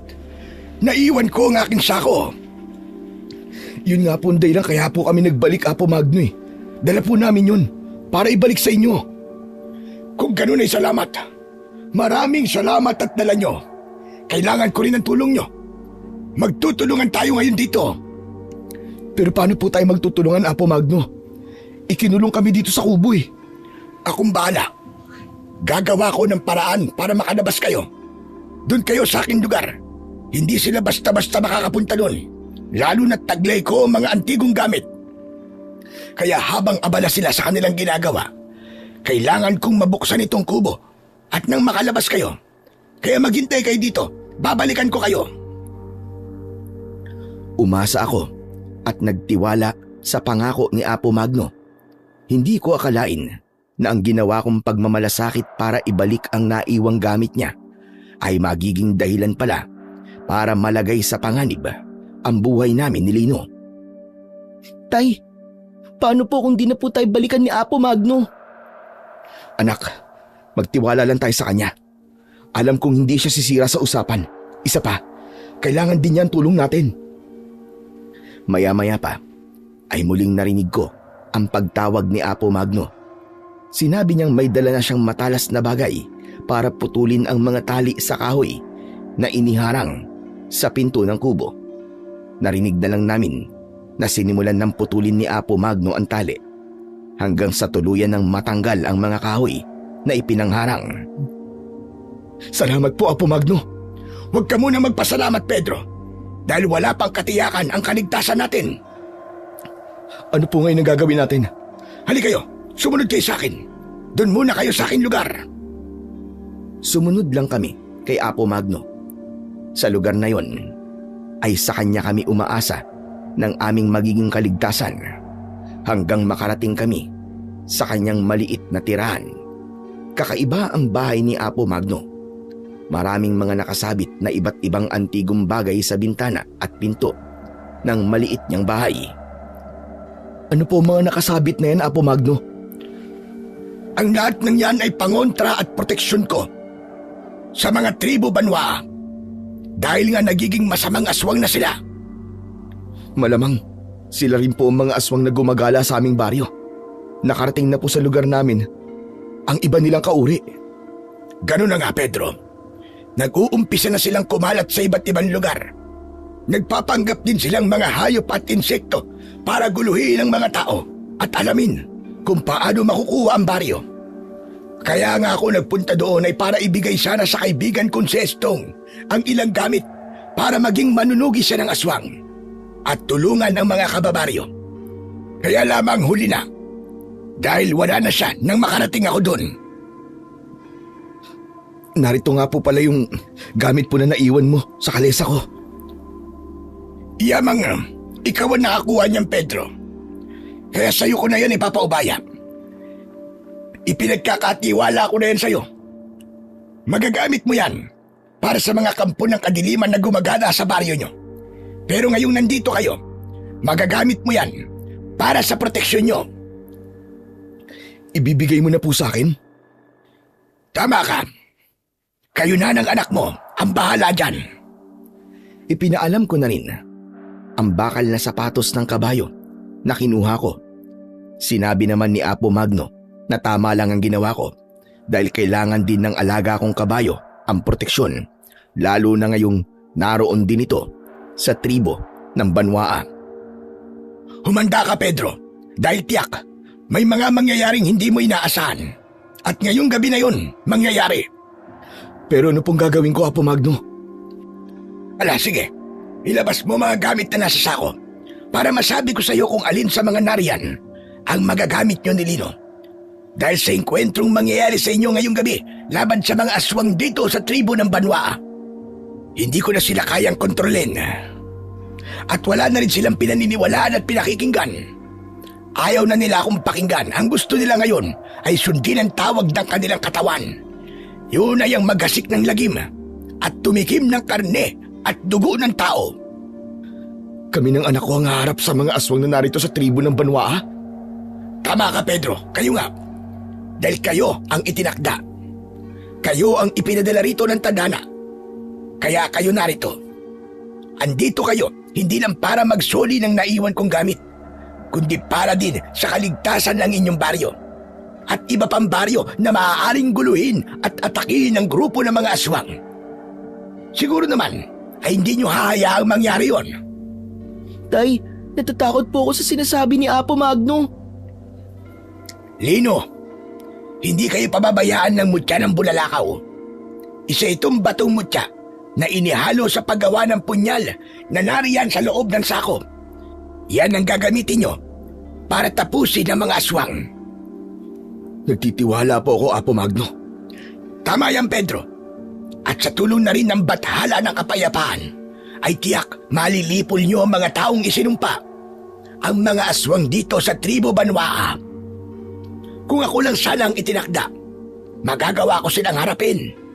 Pero kayong nakatadhana, dahil kayong mag-ama, ang inihatid dito sa aming tribo. Yun ang aming pinaniniwalaan. Pagkatapos ng naging pag-uusap namin na yon ni Apo Magno, ay kinuha na niya sa sako ang mga bagay na naroon at iniabot sa akin. Isuot nyo ang kambal na pulseras sa inyong mga braso. Tig-isa kayo ni Lino. Kinuha ko yon at isinuot sa aking kanang braso.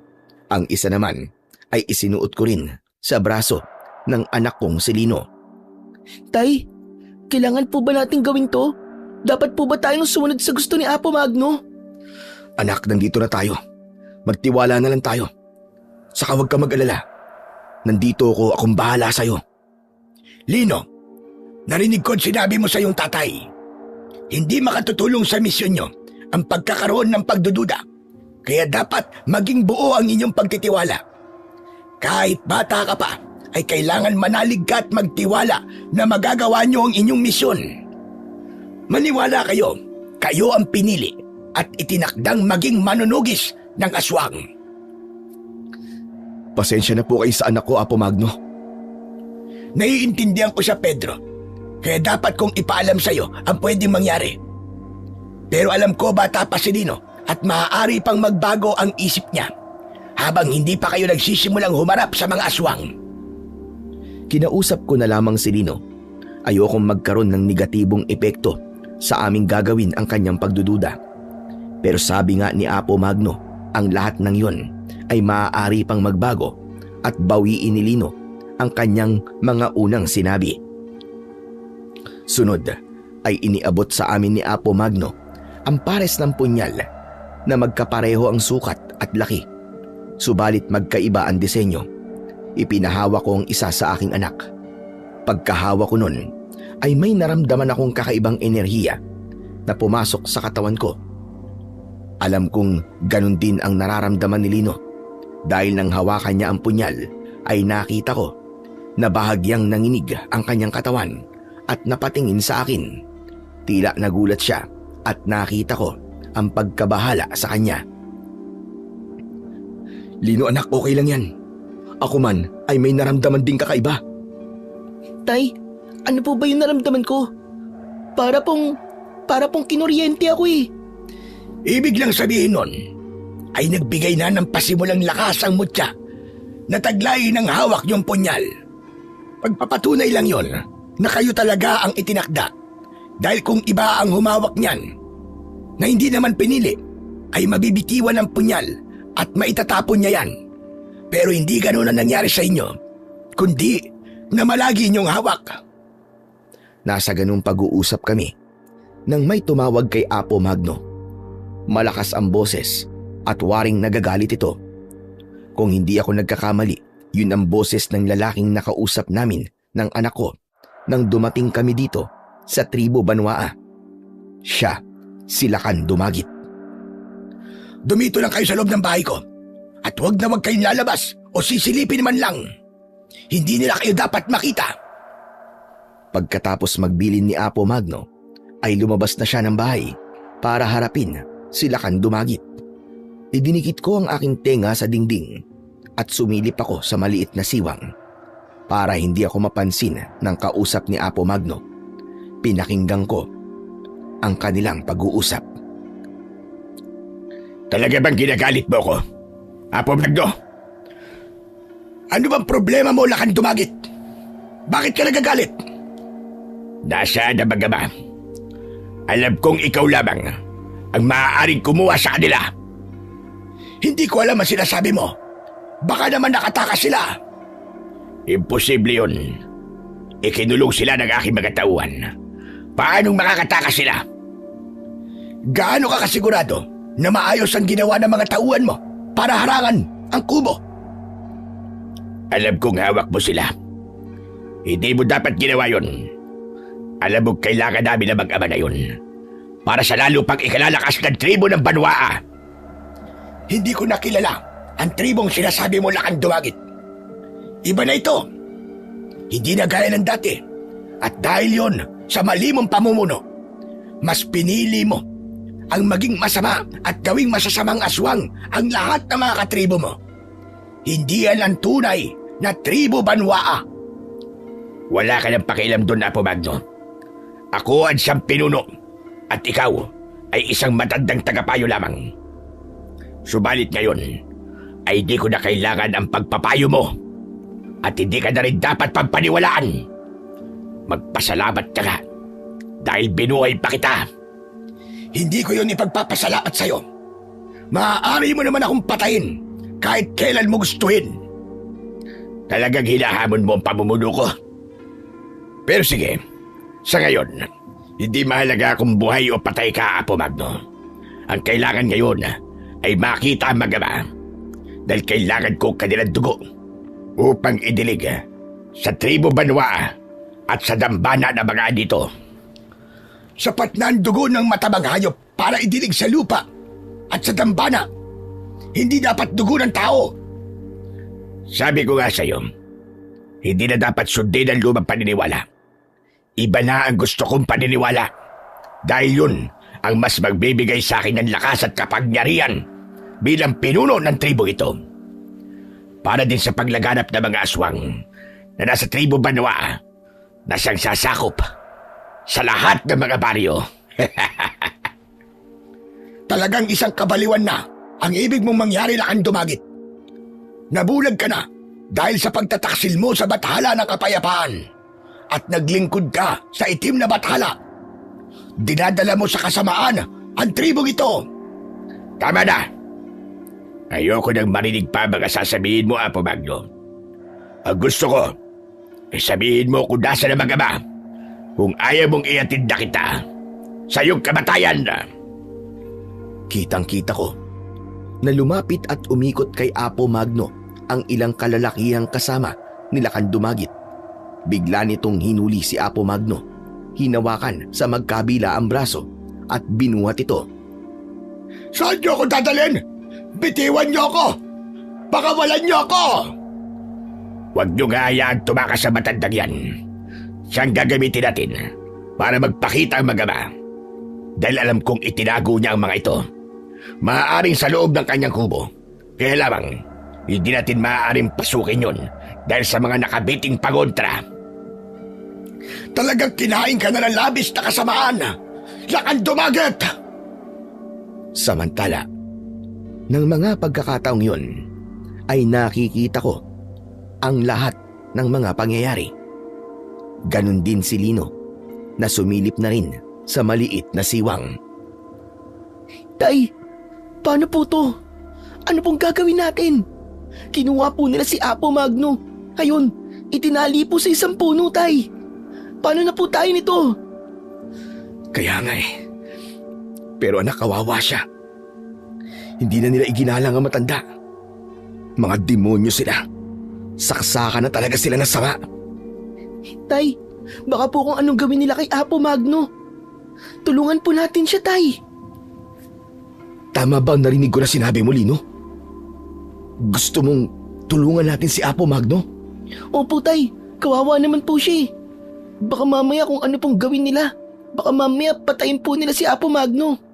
Saka diba, sabi po kanina ni Apo Magno, magtiwala tayo sa mutya na narito po sa punyal. Hindi daw po tayo pababayaan nito.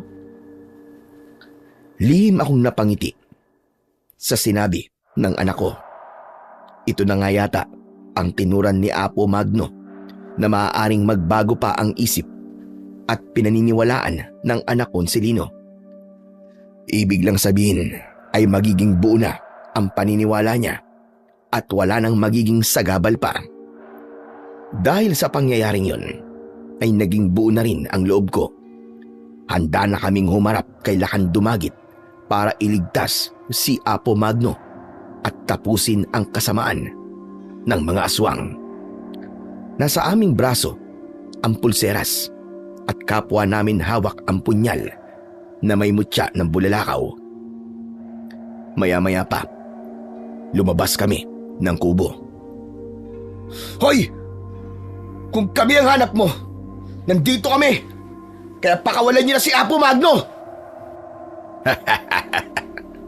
Apo Magno, madali naman palang kausap ang mag-amang ito. Hindi na kailangang hanapin at di ka na rin dapat pampilitin. Hayaan na sila. Nagpakita na ang mga daga na nagtatago sa lugar. Pedro! Lino! Mag-iingat kayo mag-ama! Maging bulang dapat ang pananalig nyo! Hindi dahil nagpakita na kayo ay pakakawalan ko na si Apo Magno. Malaking kalokohan yon. Ginamit ko lang siya para palitawin kayong mag-ama. Pero wala na kaming planong pakawalan pa ang matandang hukluban na ito. Dahil pakialamero siya. Hadlang sa aking mga plano. Sinungaling ka! Lakan Dumagit! Isa kang kampo ni Satanas! Para hindi ka na magalit pa, Apo Magno, mas maigi siguro na unahin ka na namin. Tutal matanda ka na at wala ka na rin silbi. Sige mga kasama, tusukin ang sibatang tagiliran na matandang yan.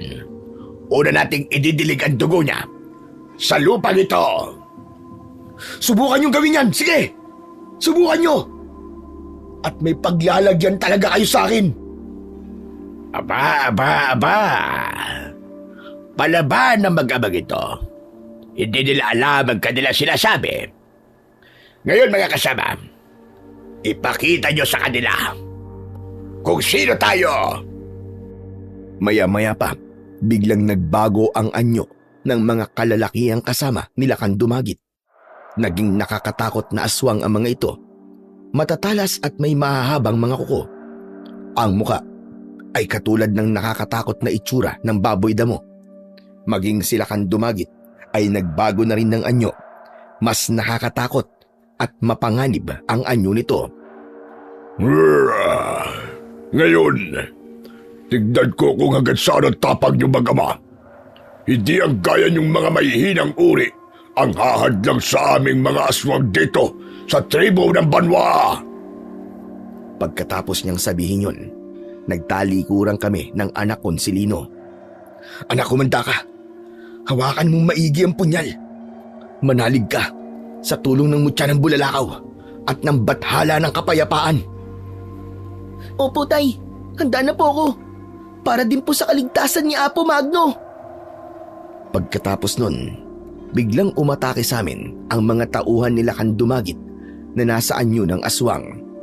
Pero hindi kami papayag na maunahan kami. Kaya hinarap namin yon gamit ang punyal na nasa aking kamay.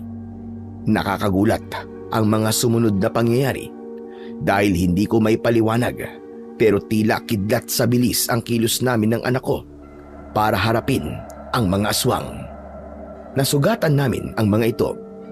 May mga nahiwa ang tiyan at lumabas ang lamang loob. Kaya mali sila kan Dumagit na dugo ni Apo Magno ang unang ididilig sa lupa ng tribo Banwaa. Hindi yun ang nangyari, kundi dugo ng kapwa nila katribo ang unang dumilig sa kanilang lupain. Subalit hindi doon natapos ang pakikipaglaban namin ni Lino. Dahil nga napatay namin ang mga kasama nila kan Dumagit at may grupo pa ng mga aswang ang dumating. Sila man ay handang pumatay at mamatay. Agad silang sumugod sa amin. Nakipagsabayan naman kami ng anak ko at patuloy na lumalaban. Nang makita nila kan Dumagit ang mga kasama na unti-unting nauubos, ay tumulong na rin ito. Ako ang kanyang hinarap. Si Lino naman ay patakbong lumapit kay Apo Magno para tulungan ito. Apo Magno, papakawalan ko po kayo. Lino, putulin mo ang tali sa mga braso ko. Bilisan mo! Nagmamadaling pinutol ni Lino ang gapos ng matandang lalaki.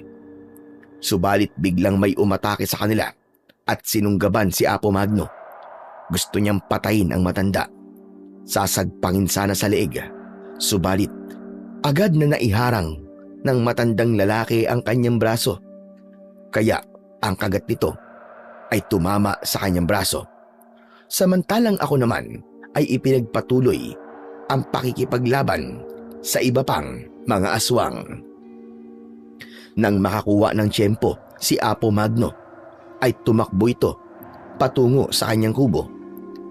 Hinila nito ang braso ni Lino hanggang sa makapasok sila sa loob. Alam kong ligtas sila doon. Salamat at nakapasok tayo dito sa loob ng tirahan ko. Ligtas tayo dito, Lino. Hindi sila makakapasok kahit anong uri pa sila ng aswang. Hindi niyo po ako dapat tinatak papunta dito, Apo Magno. Pero kailangan niligtas din kita. Kaya ko pong labanan ng mga aswang na yun. Tutulungan ko po si tatay. Baka po mapaano siya. Ang pangkaraniwang aswang lang ang kaya mo, Lino. Hindi ang lakas nila kan Dumagit. Kaya ang tatay mo na ang bahala sa kanya. Mas malakas siya at kayang tapatan ng lakas ng pinuno ng aswang na sila kan Dumagit. Pero nag-aalala po ako sa kanya, Apo Magno. Sabi ko nga sa'yo, kakayanin ng tatay mo na harapin ang mga aswang. Naging palagay ang loob ko nang matiyak kong nasa loob na ng kubo si Lino kasama si Apo Magno.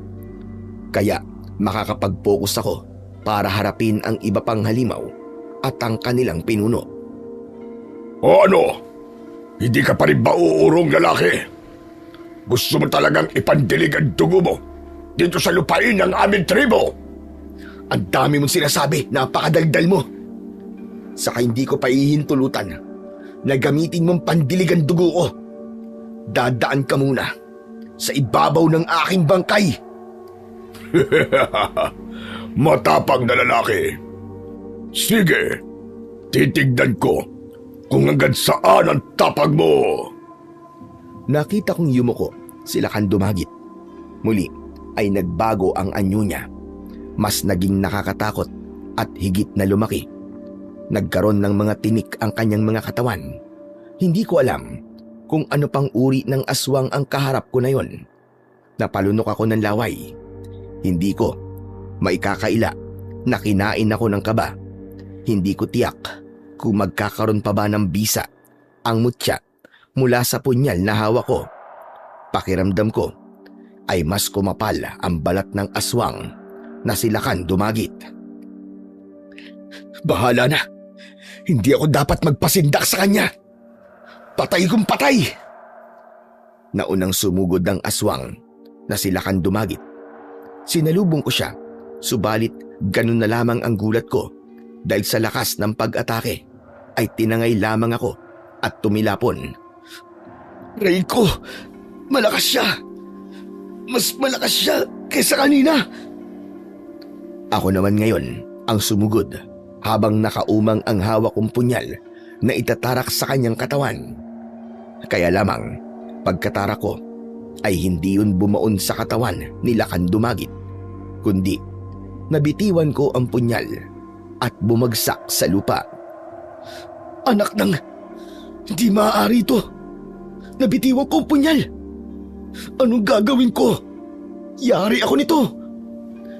Naisip kong itaas ang pulseras na nasa braso ko.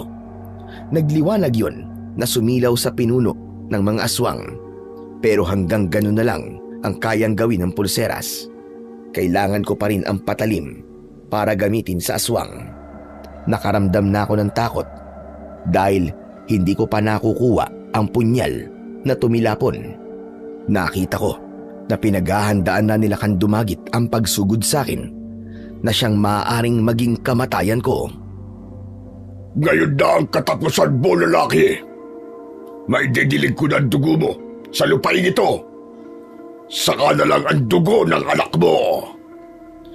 Bago pa makalapit sa akin si Lakan Dumagit na pinuno ng mga aswang, ay nakarinig ako ng yabag ng kabayo.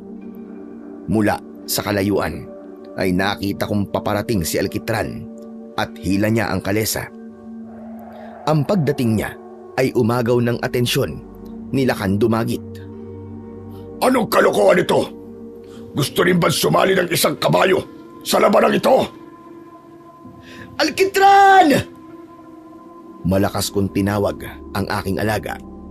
Patuloy naman itong tumatakbo papalapit sa aking kinaroroonan. Ano bang magagawa ng isang kabayo sa taglay kong lakas? Kaya hanggang diyan ka na lang, kabayo. Huwag kang lalapit at madadamay ka pa sa kamatayan ng iyong amo. Narinig ko ang paghalinghing ni Alkitran na tila nagagalit sa gagawin ni Lakan Dumagit. Ayoko nang patagalin pa ang pagpatay sa'yo. Nauuhaw na sa dugo mo ang lupaing ito sa tribo ng Banwa. Itinaas ni Lakan Dumagit ang kanyang kamay na may matutulis at mahabang mga kuko. Yun marahil ang gagamitin niya para tapusin ako ng tuluyan. Wala na akong magagawa kundi tanggapin ang aking kamatayan. Subalit bago pa magawa ng pinunong aswang ang kanyang masamang plano sa akin, ay muling humalinghing ng malakas na may kasamang pag-atungal si Alkitran. Hindi ako makapaniwala sa mga sumunod na nangyari dahil nagliwanag ang itim na katawan ni Alkitran. Kasunod nun ay ang unti-unting pagbabago ng kanyang itsura. Lumaki ang katawan na mas malaki pa sa aswang na si Lakan Dumagit. Naging isang tikbalang si Alkitran at agad niyang sinunggaban si Lakan Dumagit. Silang dalawa ang nagpambuno. Malakas at magkabila ang tadyak ang ibinigay ng tikbalang sa aswang na si Lakan Dumagit. Samantala, ng mga pagkakataong yun ay nagtataka ko habang pinanonood ang mga pangyayari. Hindi ako makapaniwala pero kitang-kita ko ang bawat eksena at ang ginagawang pagtatanggol sa akin ni Alkitran. Hanggang sa halos hindi na makatayo ang aswang dahil sa lakas ng sipa sa kanya ng tikbalang. Nang makita kong nangihina na ito, ay agad kong dinampot ang punyal na nasa lupa. Patakbo akong lumapit sa kinaroroonan ni Lakan Dumagit na hirap makatayo. Paulit-ulit kong isinaksak sa kanyang mata ang punyal. Yun ang bahagi ng kanyang katawan na alam kong maaaring baunan ng hawak kong patalim. Nang bumaon ang punyal sa mata ng aswang, ay pinabayaan ko na yon na nakatusok. Maya-maya pa ay nagliwanag ang punyal at umapoy ito. Humalat ang apoy sa katawan ng aswang na silakan dumagit hanggang sa ang buong katawan na niya ang natutupok. Wala itong nagawa kundi magpagulong-gulong, pero hindi niya na nagawa pang patayin ang apoy na sumusunog sa kanyang katawan hanggang sa tuluyang masunog ang kabuuan nito. Tinig ng kontik balang pero wala na ito kundi nagbalik na sa dating anyo ni Alkitran. Nagtataka pa rin ako sa nangyari sa aking alaga, pero nagpasalamat pa rin dahil alam kong siya ang nagligtas sa akin. Samantala, mula sa loob ng kubo ay lumabas sina Apo Magno at Lino hanggang sa lumapit sila sa akin. Salamat po at ligtas ka, Tay. Ang galing po ni Alkitran. Bakit po siya naging ganon? Sapatos na bakal ng kabayo na inilagay kay Alkitran. Yun ang nagbigay sa kanya ng lakas para maging isang mabuting tikbalang at harapin ang pinunong aswang. Ibig sabihin, mananatili na ang ganun kay Alkitran? Magbabago siya kung kinakailangan? Tama ka, Pedro. Si Alkitran ang magiging kakampi mo para ipagpatuloy ang pagiging manunugis. Siya ang magliligtas sa iyo sa panahon ng kagipitan. Maraming salamat sa ginawa mo para sa tribo Banwaa. Wala nang pinuno ng tribo na silakan dumagit. Nasunog na siya. Paano na po ang inyong tribo? May mga natira pa. Sila ang ibang mula sa tribo Banwaa na piniling manahimik at hindi sumunod sa mga masamang pamumuno nila kan dumagit. Sa kanila magsisimula muli ang aming tribo. Isang tribo na nagmamahal sa kapayapaan at nagtatakwil sa gawang kadiliman. Pabalik na kami sa baryo Sakdal. Sakay kami ng anak ko ng kalesa na hinihila ni Alkitran. Magaan sa pakiramdam na may naitulong kami para sa kapayapaan ng ibang tao at ng ibang lahi. Ano man ang sinimulan namin ng anak ko, katuwang si Alkitran, ipagpapatuloy namin yon. Kami ang haharap sa kampo ng dilim upang hindi ito patuloy na maghari saan man at kailanman. Ang tungkol sa amin ni Helena, siyempre, naging asawa ko siya sa wakas. Hanggang dito na lamang po ang aking napakakulay na kasaysayan. Maraming salamat sa pagbibigay daan sa aking kwento. Muli, ako si Pedro at maraming salamat sa lahat ng nakinig.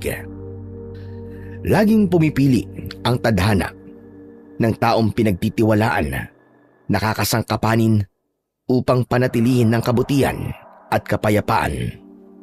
Sila na mapapalad upang ang gawang mali at kadiliman ay mahadlangan at mangibabaw ang liwanag na nanggagaling sa ating puong may kapal. Maraming salamat po sa inyong walang sawang pakikinig at pagsuporta sa akin pong mga YouTube channel na The Voice Addict at mga kwento ni Apong Isaac. Huwag niyo rin pong kalimutang mag-subscribe at i-hit ang notification bell para sa mas marami pang makapigilininga na kwentong aswang at katatakutan mula sa mundo ng kababalaghan. Hanggang sa muli po at pagpalain kayong lahat ng ating dakilang Diyos na siyang pinakamakapangyarihan sa lahat.